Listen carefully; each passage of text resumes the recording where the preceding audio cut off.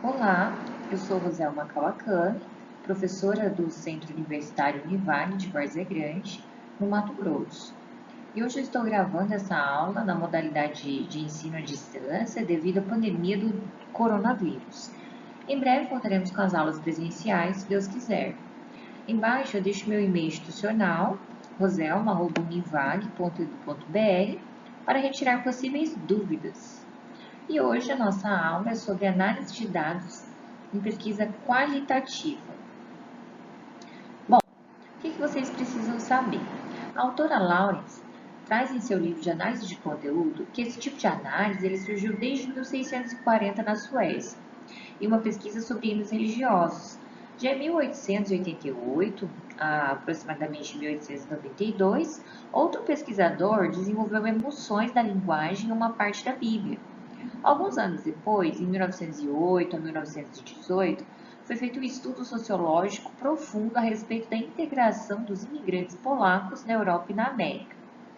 Alguns tipos de análise de dados qualitativos, como análise de discurso, tiveram início no ano de 1960, por meio de estudos de um filósofo francês.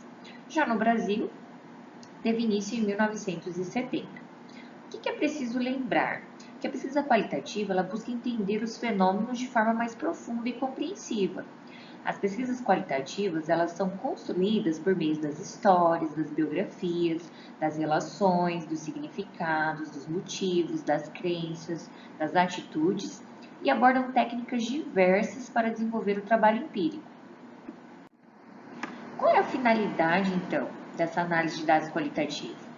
É estabelecer sua compreensão, confirmar ou não o pressuposto da pesquisa, responder às questões formuladas e assim ampliar o conhecimento sobre esse tema investigado, ou seja, ela serve para compreender como que esse objeto de estudo ocorre.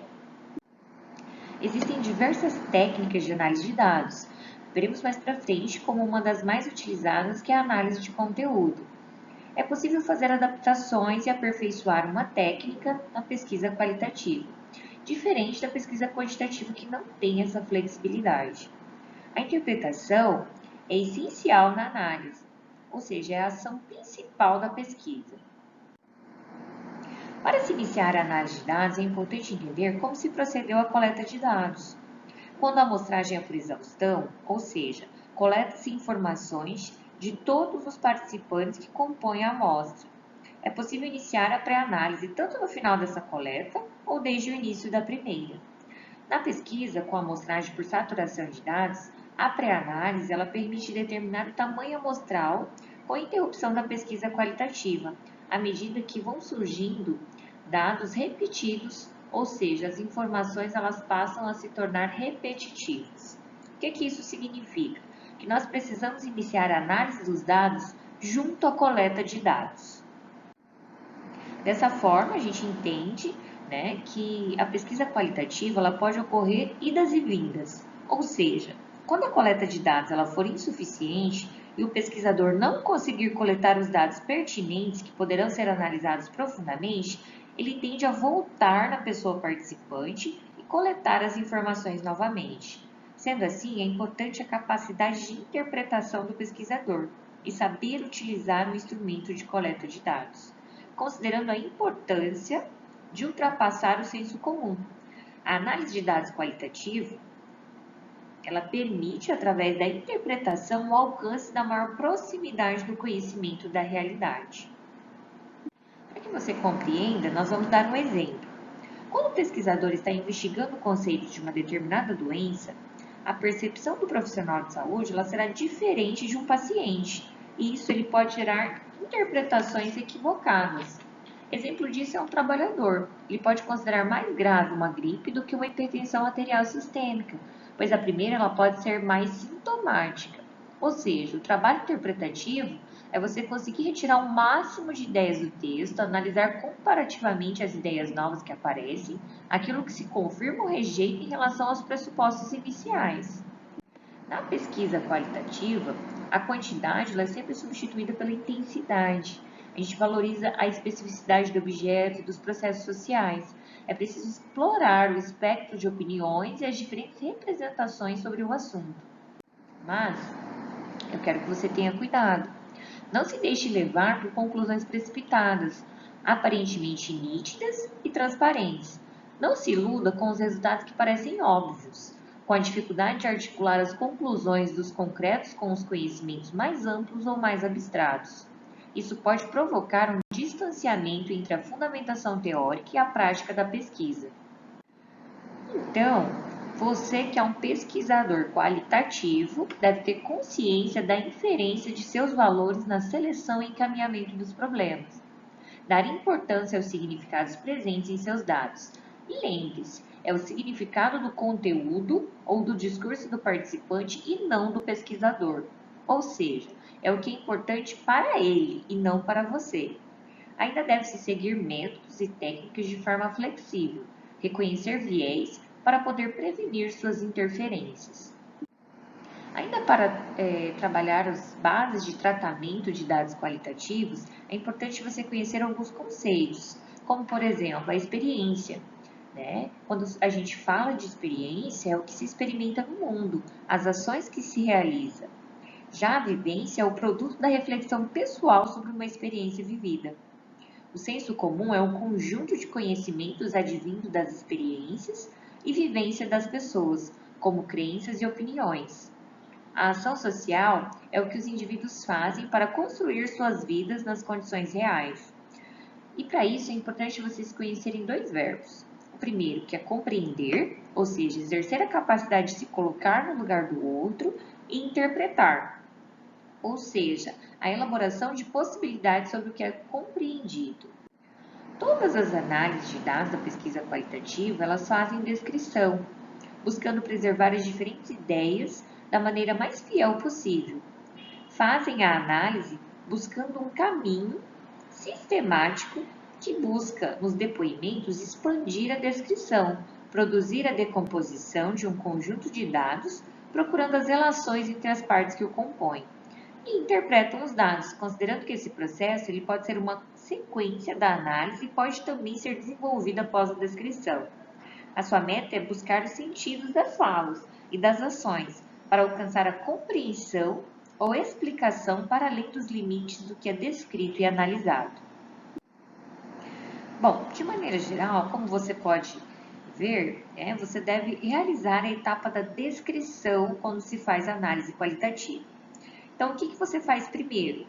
Inicia com a organização do material, ou seja, se você fez uma entrevista, tem que transcrever. Se foi um diário de campo, tem que reler as suas anotações e organizá-las.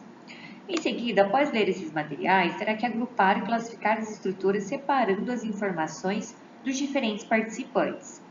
Tipo de participante, se é um profissional, se é um paciente, se é um educador, o local da coleta, se foi realizado no serviço de saúde como a unidade de saúde da família, como uma unidade de pronto atendimento, um hospital, no setor do centro cirúrgico, numa clínica médica, se foi na creche, se foi no domicílio.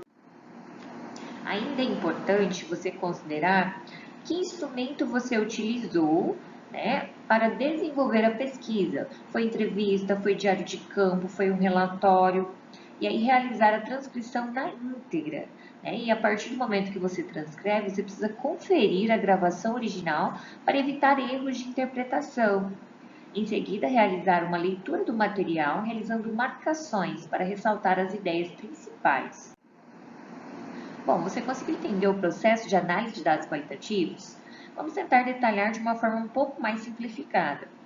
Inicialmente, você precisa ler o material coletado, em seguida deve-se realizar a releitura compreensiva, buscando entender o material, identificar aspectos principais, para isso você utiliza um marca-texto colorido, um lápis de cor, separar o que não corresponde ao assunto. Muitas vezes, na coleta de dados, vão surgir informações que não são relevantes para a pesquisa. Você pode retirar e não utilizar. Organizar por temas relevantes. Exemplo, se você está estudando saúde, um exemplo de temas relevantes poderia ser bem-estar, nutrição, atividade física, entre outros. Recortar e colar os discursos, ou seja, os textos, dentro dessas temáticas. Então, você vai reler, identificando os significados dos discursos para os participantes. Em seguida, você vai agrupar as informações semelhantes e só, enfim, você irá categorizar a partir desse processo de análise é que vai surgir as suas categorias. Como é que deve funcionar esse processo de categorização dos dados obtidos? Primeiro, você deve verificar aspectos relevantes do texto, identificar o que é comum e o que é divergente, vai fazer comparação acerca das diferentes informações, e aí você vai buscar ideias que estão por trás dos textos, tentando identificar e problematizar as ideias explícitas e implícitas, tentando alcançar um sentido mais amplo que essas ideias elas estão atribuídas e relacionadas com os contextos socioculturais. E aí você vai dialogar com essas informações que você adquiriu com outros estudos, né, para que você consiga categorizar de uma forma que as suas categorias estejam ancoradas numa abordagem teórica e contextualizada. A partir de então, você consegue reconstruir as condições sociais e históricas de produção, né, que deram origem às falas, né, que você conseguiu compreender. Para categorizar esses dados, é importante que você entenda que ela pode ocorrer antes do trabalho de campo, ou seja, onde você consegue construir baseado nos conceitos gerais e mais abstratos, né, mas ele requer uma fundamentação teórica mais profunda. Né? O que a gente recomenda? Nós recomendamos que você faça a construção das categorias, né, a partir do momento que você já coletou os dados no campo, né, porque isso vai possibilitar a construção de uma categoria muito mais específica e concreta relacionada à sua pesquisa. Bom, a interpretação, então, ela é a última parte da análise. Né? Então, para que você consiga chegar na fase de interpretação, você precisa construir uma síntese entre essa dimensão teórica e aquele dado empírico que você adquiriu durante a coleta de dados. Qual a intenção? Buscar sentidos mais amplos, responder aos objetivos, fazer inferências. O que é uma inferência? Inferência é uma operação mental na qual você vai construir uma nova proposição. Ela pode se partir de uma indução ou uma dedução. Para isso é necessário um conhecimento prévio. Né? Por isso a importância de se ter em mente seu objeto de estudo e uma revisão de literatura bem fundamentada. Quando o professor ele demonstra um problema de pesquisa, ele está utilizando um método dedutivo, né, que faz parte aí de uma inferência que você pode utilizar. Bom, então, quando a gente fala de pesquisa qualitativa, ela possui vários tipos de abordagem, né? Ou seja, a gente tem a análise de conteúdo, que é a mais comum utilizada nos cursos de graduação. Nós temos a análise do discurso, a hermenêutica dialética, a perspectiva clínico-qualitativa e alguns softwares de análise de dados textuais. Bom, nós vamos começar falando, então, da análise de conteúdo. A análise de conteúdo é um conjunto de técnicas, né, de análise das comunicações. Ela pode ser uma análise dos significados, né, embora ela possa ser uma análise também dos significantes, ou seja, tanto da parte temática quanto de procedimentos. Para você desenvolver uma análise de conteúdo, é necessário você cumprir 3 fases, conforme proposto por Lawrence desde 1977. A primeira a gente chama de pré-análise. Inicialmente, deverá sistematizar os materiais, ou seja, organizar, separar o material que vai ser analisado em uma ordem, em uma sequência. Né? Em seguida, você realiza a leitura flutuante do material, porque aos poucos a leitura ela vai se tornando mais precisa. Isso ocorre à medida que você já escolheu os documentos que você submeterá a essa análise. A escolha ela vai depender dos objetivos e hipóteses do estudo. Esses documentos eles devem fornecer informações sobre o problema de pesquisa levantado, para proceder à constituição de um corpus, que significa um conjunto de documentos que você vai submeter a uma análise. Então, a sua constituição ela vai implicar muitas vezes em regras que possibilitarão recortes para posterior codificação e categorização. Então, a pré-análise é a fase de preparar o material, né, que você vai testar através de técnicas de análise. A segunda etapa é a exploração do material. É você aplicar as decisões tomadas em relação ao corpo do material que você constituiu. Essa fase consiste essencialmente de operações de codificação em funções de algumas regras previamente formuladas. E a última etapa é o tratamento dos resultados, que inclui a inferência e interpretação. Então, os resultados brutos, eles vão ser tratados de maneira a serem significativos e válidos. Para isso, são desenvolvidas algumas operações analíticas, né? Pode-se utilizar quadros de resultados, figuras, né, que sejam capazes de condensar e pôr em relevo as informações importantes fornecidas pela análise. Para um maior rigor, né, estes resultados eles são submetidos a provas estatísticas, assim como a testes de validação. O analista, ele tendo à sua disposição resultados significativos e fiéis, ele pode então propor inferências e adiantar interpretações a propósito dos objetivos previstos, ou que digam respeito a outras descobertas inesperadas. Durante a pré-análise, a constituição do corpus ela vai implicar em seguir algumas regras, como já falei anteriormente. Que regras são essas? A regra da exaustividade, então todos os elementos relevantes eles devem estar presentes no material.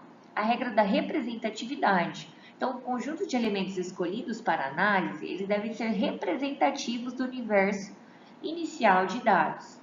E a regra da homogeneidade. Então, o material selecionado ele deve se ater aos tópicos ou variáveis a serem analisados, deixando para trás as suas singularidades que fogem deste universo.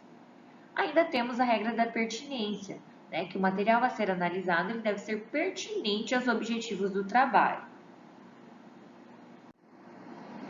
Bom, a exploração do material ela é importante, né, e para que isso seja possível de ser executado, você precisa saber como codificar os dados.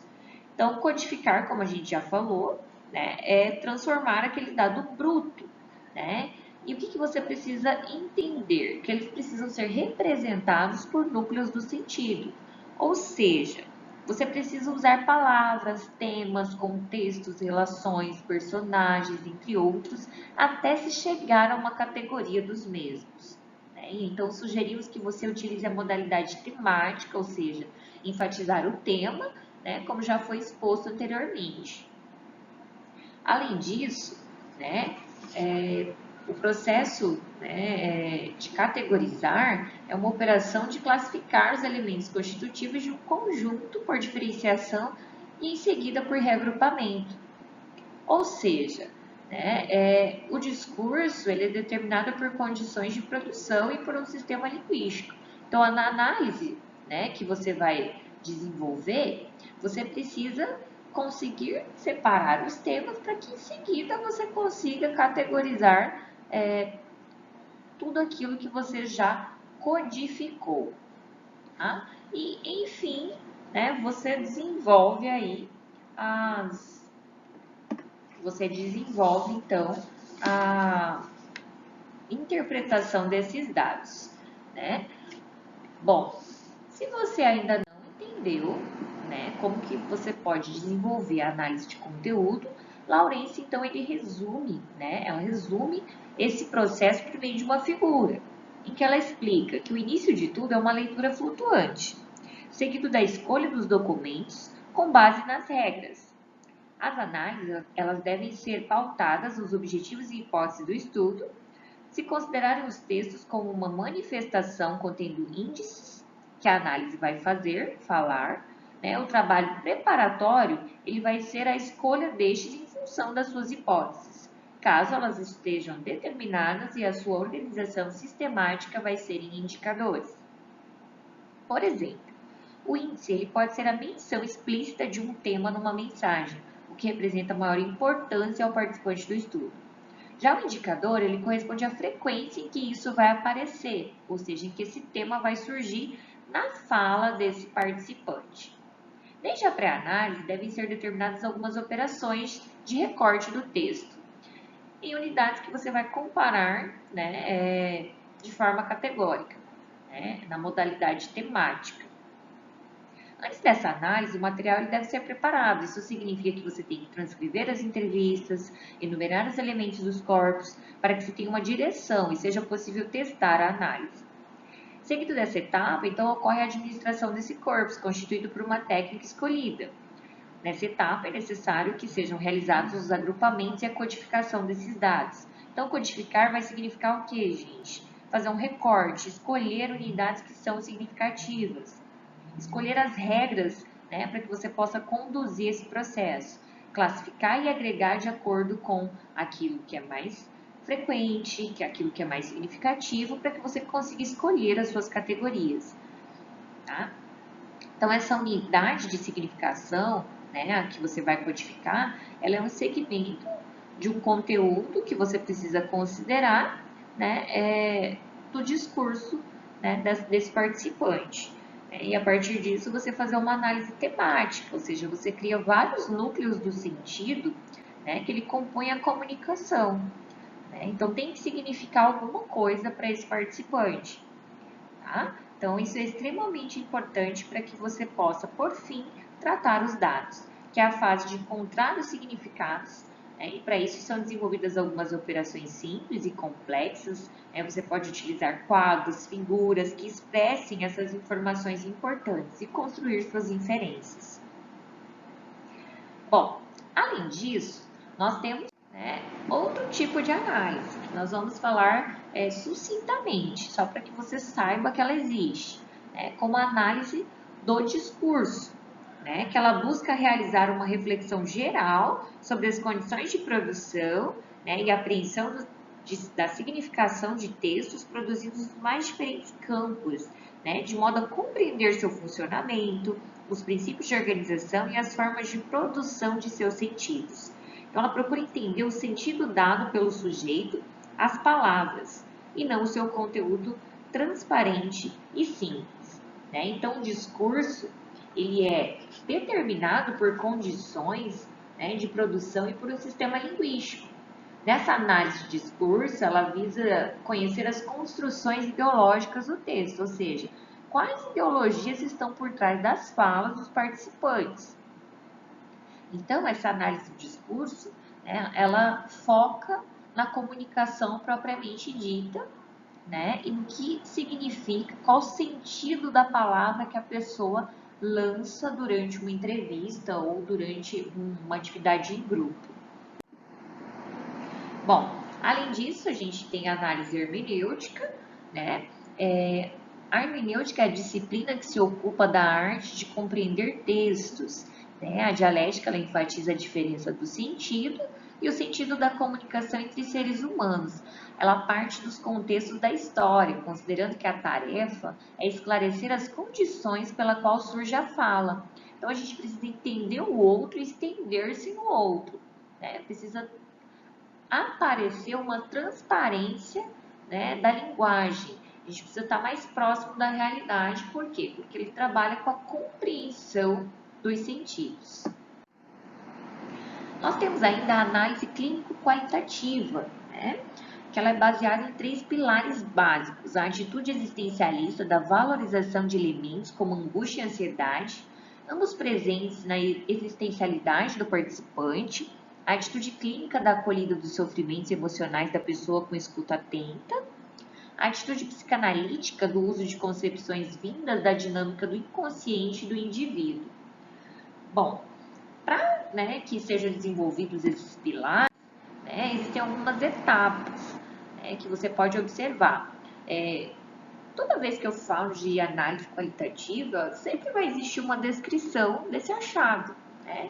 Então, não é diferente nessa análise clínica qualitativa. Né? Essa descrição do achado ela vai explanar com a apresentação e exemplificação as citações literais das pessoas que foram pesquisadas. Seguido disso, vai ter uma apresentação das interpretações, ou seja, elaboração de hipóteses conclusivas e interlocução com teorias do quadro de referências, a procura de dados de falsibilidade, ou seja, se tem algum achado contraditório no mesmo material e nas teorias existentes, e por fim, uma comparação com outros estudos qualitativos ou quantitativos, né, e debate junto com essa literatura. Então, tem que ter uma integração multidisciplinar. Além disso, existem alguns softwares, né, existentes no mercado, eles não fazem a análise do pesquisador, ele apenas é um instrumento de ajuda de organização dos dados. Né? Existem alguns exemplos, como o Alceste, né, que ele é francês, ele analisa a frequência de aparecimento de uma determinada palavra nos discursos dos indivíduos. Existe o NVivo, né, que permite organizar e analisar conteúdos de entrevistas, discussões em grupos, né? Existe o discurso do sujeito coletivo, que é um método desenvolvido por um professor da USP, né, que ele faz uma soma das qualidades do texto. Bom, agora, né, que a gente já discutiu um pouquinho esses conteúdos, né, nós vamos praticar. Né? Então, eu estou lançando para vocês alguns exemplos, né, de pesquisa, né, para que vocês consigam desenvolver a atividade. Então, o que você precisa ter em mente agora? O tema. O nosso tema é saúde. O título da nossa pesquisa é Percepção de adultos sobre ações que influenciam na sua saúde. A questão norteadora é: qual é a percepção dos adultos sobre as ações que influenciam na sua saúde? O nosso objetivo: identificar ações dos adultos que influenciam na sua condição de saúde. A nossa metodologia é uma pesquisa qualitativa e descritiva, análise de conteúdo na modalidade temática. Né? Vocês vão fazer uma entrevista individual seguindo um roteiro. Na parte de interpretar os dados, vocês vão se basear nessas questões aqui que vão nortear suas interpretações, que são: quais são as ações realizadas pelos adultos que favorecem a manutenção da sua saúde? Quais ações reduzem a qualidade da saúde dos adultos? Então, o que você vai fazer agora? Você vai aplicar esse roteiro de entrevista com 2 adultos. Se você mora sozinho, você vai pegar o telefone, você vai ligar, explicar para a pessoa como que você vai desenvolver essa atividade. Você pode pedir para ela gravar um áudio via WhatsApp. Você pode pedir para ela escrever e te mandar uma mensagem, uma resposta, porque é só um treino, né? É só um modo de fazer você entender como é que esse processo vai funcionar. Então, o que você precisa ter de informação? O nome, a idade, o sexo, a escolaridade. Né? E a partir daí, né, você vai perguntar para a pessoa: o que é saúde? E aí ela vai responder para você o que ela pensa que é saúde. Né? Se ela responder para você que saúde é só ausência de doença, você vai ter uma resposta fraca. É uma resposta que você não vai ter profundidade para poder discutir esse dado futuramente. Então, aí você deve explorar, perguntar o que mais, né? O que isso significa, né? O que esse conceito é para você, qual que é a definição disso para você. E aí, se a pessoa não conseguir responder de uma forma mais ampliada, você tenta através, né, de outras formas, né, que não sejam indutivas, fazer com que a pessoa explique para você o que é saúde para ela. Outra pergunta: o que você faz para ter saúde? Então, você vai usar essas 2 perguntinhas e vai aplicar isso com 2 adultos. Bom, feito isso, o que é que você vai fazer? Você vai transcrever e organizar as entrevistas. Depois você vai realizar uma leitura cuidadosa de cada entrevista. E aí você vai sublinhar algumas frases de cor diferente. Você vai destacar em azul aquilo que é um fato, de amarelo aquilo que é uma frase ilustrativa, de vermelho um tema que pode ser inesperado, né, uma articulação, uma problemática diferente. E aí você vai reler este material. Feito isso, você vai começar, né, nessa nova releitura, a agrupar as ideias que forem semelhantes ou as ideias que forem mais frequentes, né, na fala dessas 2 pessoas que você for entrevistar. E a partir de então, você vai identificar aquilo que é significativo para o participante. Né, e a partir daí, você vai construir temas e categorias. Após você finalizar as 2 entrevistas, né, e fazer esse processo que eu falei anteriormente, é o momento de você desenvolver uma síntese desses discursos. E para isso você precisa, né, entender que as mensagens essenciais da entrevista elas devem ser fiéis, ela deve estar na linguagem da pessoa que foi entrevistada. O objetivo disso é reduzir aquele monte de material que pode surgir. Porque a pessoa, no momento em que você estiver entrevistando ela, ela pode falar sobre vários outros assuntos que não têm relação com aquilo que foi perguntado. Então, na intenção de facilitar, esse compilado de informações, a gente faz essa síntese. E quando eu faço aquele tipo de pergunta, A pessoa poderia falar que ela faz higiene pessoal, ela se alimenta 3 vezes por dia, ela dorme 8 horas ao dia, né? Outra pessoa poderia falar que ela faz higiene do corpo, que ela faz 6 refeições ao dia, né? Que quando ela dorme 5 horas ela fica bem, né? Ou seja, a partir disso você tem que observar o que as pessoas mais falaram. Elas falaram muito de higiene, né? De alimentação e de sono. Então, esses poderiam ser os meus 3 temas.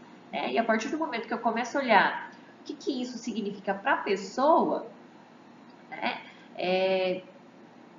Eu começo a compreender, né? E chegar, né, ao processo inicial, né, da minha análise de conteúdo.